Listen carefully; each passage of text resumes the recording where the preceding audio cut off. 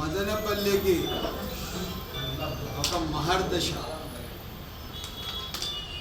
నిన్ననే మొన్న రాష్ట్రం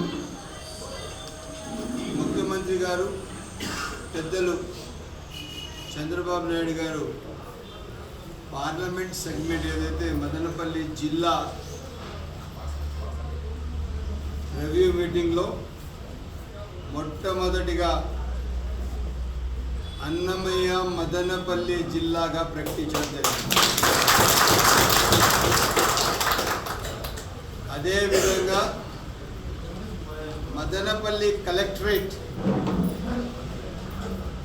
దాదాపు 15 నుంచి 20 ఎకరాల్లో పూర్తి స్థాయిగా మొత్తం జిల్లా ఆఫీసులంతా ఒక్క షెల్టర్ కింద. ఎందుకంటే పరిపాలన సౌలభ్యానికి మంచి పరిపాలన ఇవ్వాలంటే దానికి మొత్తం ఆఫీసులు ఒక షెల్టర్లో రావాలి. అదే క్రమంగా మొన్న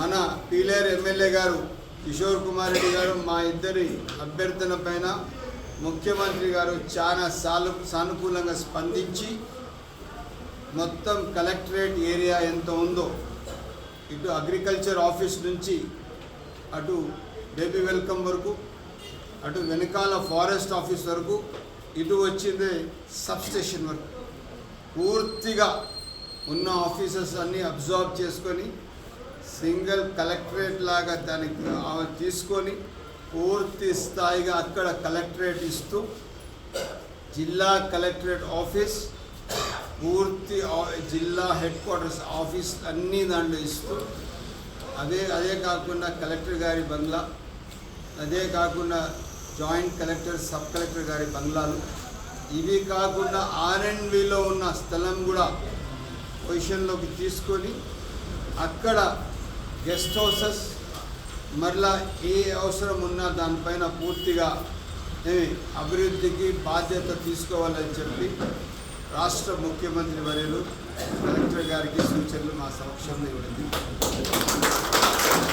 ఇదే కాకుండా మదనపల్లి రామసముద్రం రోడ్డు చాలా కష్టాల్లో, ఆ రోడ్డు పరిస్థితి బాగలేదు.